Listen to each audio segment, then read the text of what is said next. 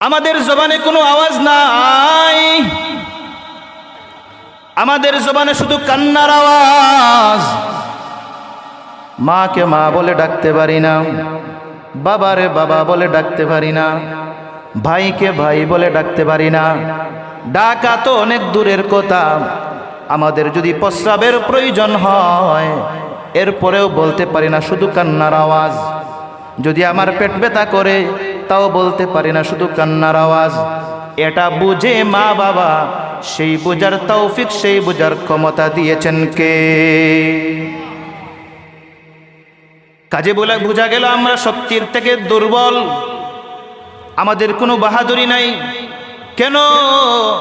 আমরা একটা মুরগের বাচ্চার চেয়েও দুর্বল।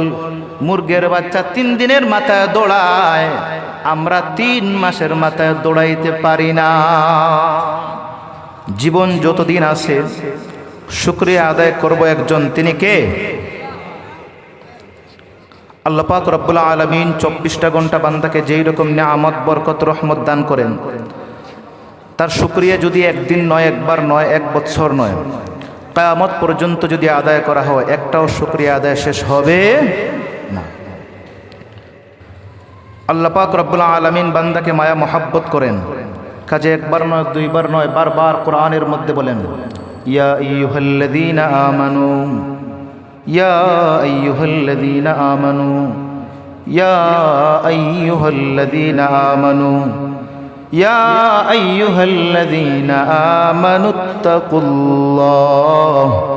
জোরে জোরে বলেন আল্লাহু আকবার। আল্লাহ তাআলা মুমিনকে বারবার ঘোষণা করেন।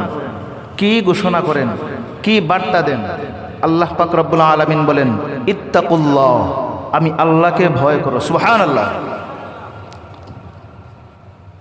এখন কথা হলো, আল্লাহ পাক রব্বুল আলামিন একবার বললেই পারতেন, 2 বার বললেও পারতেন, বারবার কেন বলেন ইত্তাকুল্লাহ, ইয়া আইয়ুহাল্লাযীনা আমানুত্তাকুল্লাহ? যে আমি আল্লাহকে ভয় করো, এই বান্দা আমি আল্লাহকে ভয় করো, এই বান্দা আমি আল্লাহকে ভয় করো, এই মুমিন আমি আল্লাহকে ভয় কর। এটা 1 বার নয়, 2 বার নয়, বারবার কেন বলেন? এ দ্বারা প্রমাণ হয়, আপনার মা দেখবেন সন্তান যখন খাবার খায় না, 1 বার বলে না, 2 বার বলে না, বারবার বলে, বাবা একটু খা, একটু খা। কেন বলে? মা সন্তানকে ভালোবাসে, জীবন দিয়া ভালোবাসে, মহব্বত করে, এর জন্য সন্তানকে বারবার বলে খাবারের জন্য। আল্লাহ পাক রব্বুল আলামিন তো 100%-এর মধ্যে 1% মায়া দুনিয়াতে দিলেন, বাকি 99% মায়া আল্লাহর কাছে রেখে দিলেন। সেই আল্লাহর তো মায়া আরো বেশি হওয়ার কথা। কাজে সেই জায়গার থেকে আল্লাহ পাক রব্বুল আলামিন বলেন, বান্দা আমি আল্লাহকে ভয় কর, মুমিন আমি আল্লাহকে ভয় কর। যদি তুই আমি আল্লাহকে ভয় করতে পারো, তোমার দ্বারা কোনোদিন গুনাহের কাজ হবে। আল্লাহ পাক রব্বুল আলামিন বান্দাকে মায়া মহব্বত করেন। হ্যাঁ, বান্দাকে দুর্বল করে বানিয়েছেন, তবে তার শানটাকে আকাশচুম্বী করে দিয়েছেন। সুবহানাল্লাহ বলবেন না? আল্লাহ পাক রব্বুল আলামিন বলেন, ওয়া খুলিকাল ইনসানু দাঈফা। মানুষ তুমি দুর্বল।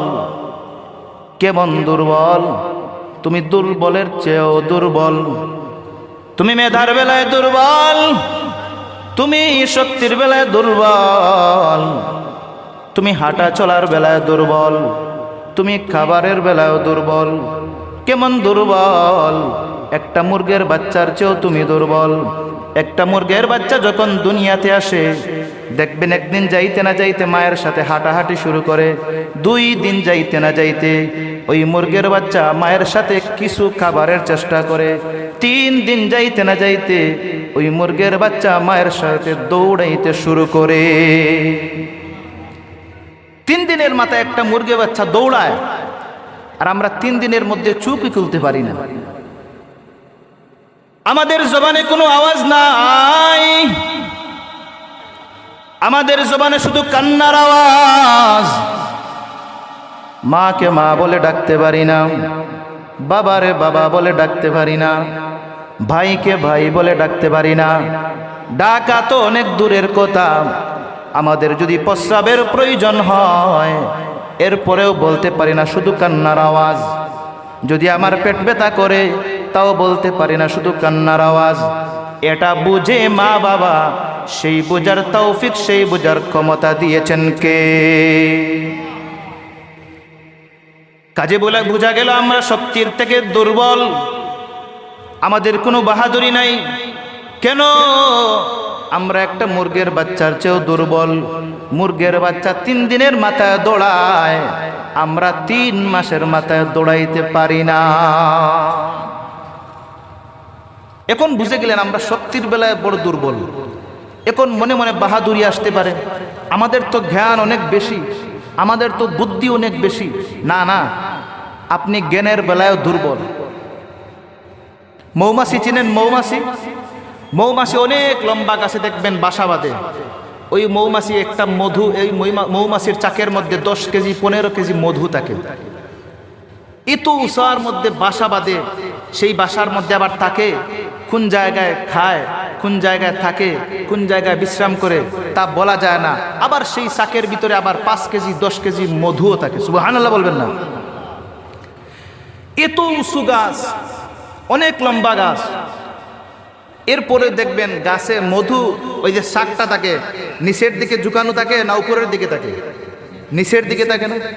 এই পানি, একটা পানি, ওই পানির যদি মুখটা খুইলা যদি এইভাবে দেই, পানি রইবে না পড়বে? পড়বে। এইটুক একটা পানি, 500 মিলির একটা পানি যদি এইটুক ডিভা খোলার পরে, মুখটা খোলার পরে যদি পড়ে যায়, 5 কেজি 10 কেজি ওজনের মধু কেমনি ভাবে গাছের উপরে টাঙ্গায় রাখে? পৃথিবীর কোনো স্কুলে পড়ে নাই, পৃথিবীর কোনো কলেজে পড়ে নাই, পৃথিবীর কোনো ভার্সিটিতে পড়ে নাই। কোন জায়গায় খায়, কোন জায়গায় ঘুমায়, কোন জায়গায় প্রস্রাব পায়খানা করে তা বোঝার ক্ষমতা নাই। এত উঁচু লম্বা গাছে মৌমাছি বাসা বাঁধে, আবার 1 কেজি নয়, 2 কেজি নয়, 5 থেকে 10 কেজি মধু কোনো খাবার ছাড়া কেমনি ভাবে টাঙ্গায় রাখে? এই বোঝার, এই জ্ঞানের শক্তি দিয়েছেন আল্লাহ। আমরা এত স্কুল কলেজ পড়ার পরেও সমস্ত পৃথিবীর সব ডাক্তারকে যদি একত্রিত করা হয়, পৃথিবীর সব ইঞ্জিনিয়ারদেরকে যদি একত্রিত করা হয়, আর যদি বলা হয় একটা 5 লিটারের পানি দিলাম, ওই পানির মুখটা খুইলা তোমরা উল্টায় রাখো, তোমরা 1 দিন নয় 2 দিন নয়, কিয়ামত পর্যন্ত সময় দিলাম, কোনো প্রযুক্তি দ্বারা সম্ভব হবে না। কিন্তু আল্লাহ তাআলা ওই মৌমাছির ভিতরে কেমন বুদ্ধি ঢুকায় দিলেন, কেমন ক্ষমতা ঢুকায় দিলেন। 5 কেজি 10 কেজির মধু কোনো খাবার ছাড়া, কোনো মুখ ছাড়া এত উঁচু লম্বা গাছে টাঙ্গায় রাখে, এই শক্তি দিয়েছেন কে? এতে বোঝা গেল মানুষ মৌমাছির মেধার কাছেও দুর্বল।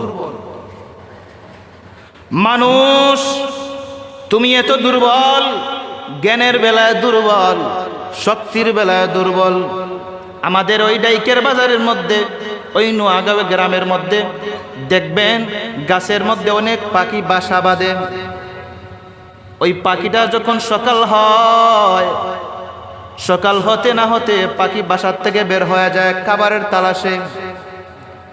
1 কিলোমিটার নয়, 2 কিলোমিটার নয়, মাইলের পর মাইল, মাইলের পর মাইল পাখিটা উড়াল দেয়।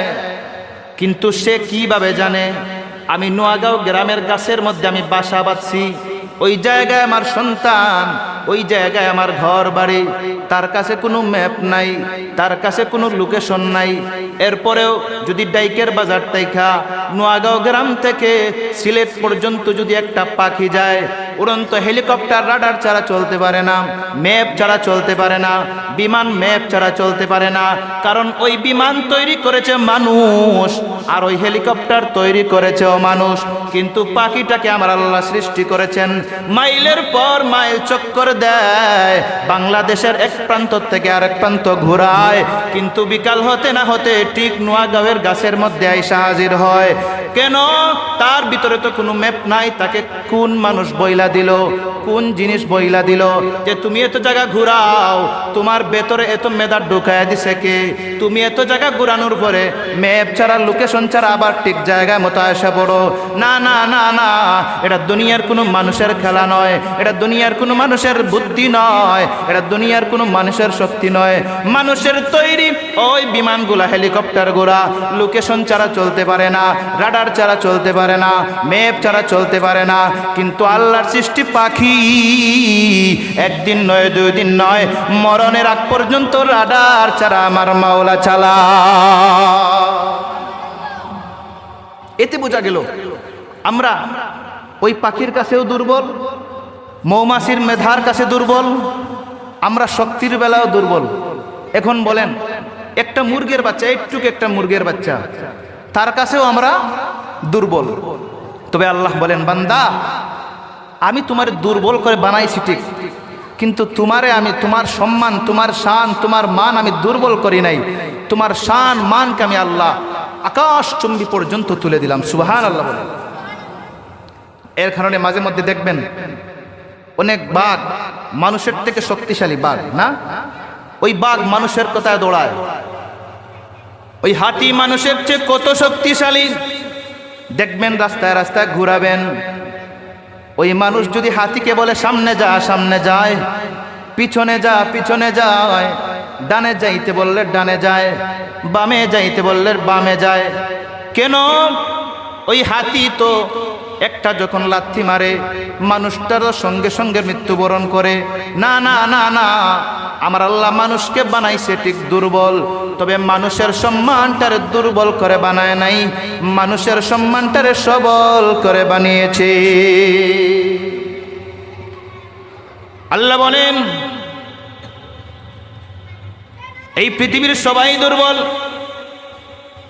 এই পৃথিবীর সবাই ফকির, আমি আল্লাহ হলাম ধনী, আমি আল্লাহ হলাম সবল। মানুষ, তোমাকে আমি যত মাখলুক বানাইলাম এর থেকেও বেশি সম্মান দিলাম। ডাক দিয়া বললাম, এ দুনিয়ার মাখলুকেরা, এ দুনিয়ার পশু পাখিরা, তোমরা সবাই আমি আল্লাহর বান্দার গোলাম হয়ে যাও, আমি আল্লাহর বান্দার ভক্ত হয়ে যাও। সুবহানাল্লাহ বলবেন না? আল্লাহর বান্দার ভক্ত হয়ে যেতে। এখন আল্লাহর বান্দা কারা? আল্লাহর গোলামি যারা করবে তারাই আল্লাহর বান্দা। বান্দা সবাই আল্লাহর প্রিয় বান্দা সবাই না।